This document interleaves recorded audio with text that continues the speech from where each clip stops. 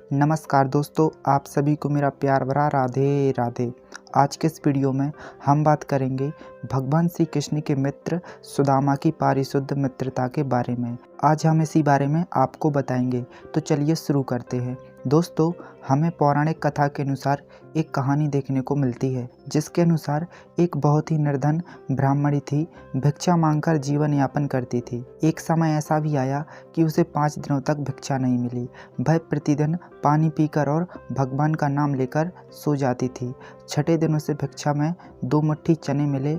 कुटिया पर पहुँचते पहुँचते रात हो गई। ब्राह्मणी ने सोचा, अब ये चने रात में नहीं खाऊंगी, प्रातःकाल कन्हैया को भोग लगाकर खाऊंगी। यह सोचकर ब्राह्मणी ने चनों को कपड़े में बांधकर रख दिए और कान्हा का नाम जपते जपते सो गई।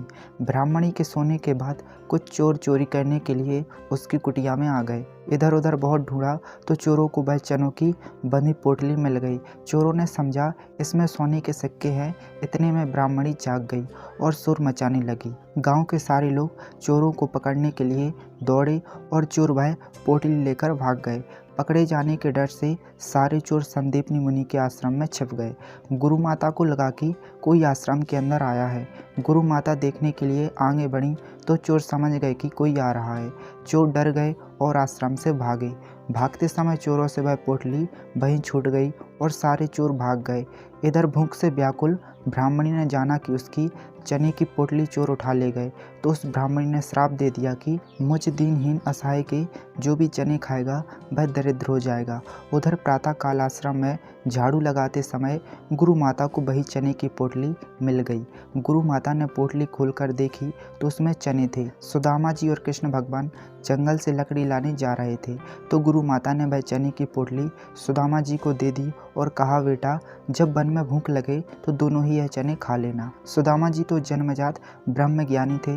जैसे ही चने की पोटली को सुदामा जी ने हाथ में लिया तो तुरंत ही उन्हें सारा रहस्य मालूम हो गया। सुदामा जी ने सोचा, गुरु माता ने कहा है कि यह चने दोनों लोग बराबर बांटकर खा लेना, लेकिन ये चने अगर मैंने त्रिभुवनपति श्री कृष्ण को खिला दिए तो सारी सृष्टि दरिद्र हो जाएगी। नहीं नहीं, मैं ऐसा नहीं कर सकता। मेरे जीवित रहते मेरे प्रभु दरिद्र हो जाए, मैं ऐसा कदापि नहीं करूँगा। मैं ये चने स्वयं खा जाऊँगा, लेकिन कृष्ण को नहीं खाने दूंगा। और सुदामा जी ने सारे चने खुद खा लिए। दरिद्रता का श्राप सुदामा जी ने स्वयं ले लिया, लेकिन अपने मित्र श्री कृष्ण को एक भी दाना चने का नहीं दिया। कहीं कहीं दोस्तों, इस कथा का हमें दूसरा रूप भी देखने को मिलता है, जिसके अनुसार भूख की वजह से सुदामा श्री कृष्ण से छिपते हुए सारे चने खा जाते हैं। वे श्राप के रहस्य से पूरी तरह अनजान थे। दोस्तों, फिर आगे चलकर भगवान श्री कृष्ण द्वारिका का राज्य संभालते हैं और वो माता रुक्मणी से प्रेम विवाह करते हैं। काफ़ी समय बाद श्री कृष्ण और सुदामा द्वारिका में मिलते हैं और जो सुदामा ने श्रापित चने खाए थे, उस श्राप का वहाँ अंत होता है। लेकिन दोस्तों, कहानी कोई भी हो, ये कहानी हमें सीख देती है कि अपने आराध्य अपने भक्त की परीक्षा जरूर लेते हैं और वो इस परीक्षा में अपने भक्त का मार्गदर्शन भी स्वयं करते हैं। बस हमें भगवान की उस लीला को अपनी अंतरात्मा से समझने भर की देर है। दोस्तों, ये श्री कृष्ण की एक तरह से लीला ही थी। उन्हें इस घटना के बारे में पहले से ही सब मालूम था। उनको तो इस संपूर्ण मानव जगत को एक सच्चे भक्त, एक सच्चे मित्र का पाठ समझाना था, जो उन्होंने सुदामा के रूप में समझा भी दिया। इसलिए दोस्तों, जब भी आपके जीवन में कोई बड़ी परेशानी आए तो घबराइए नहीं।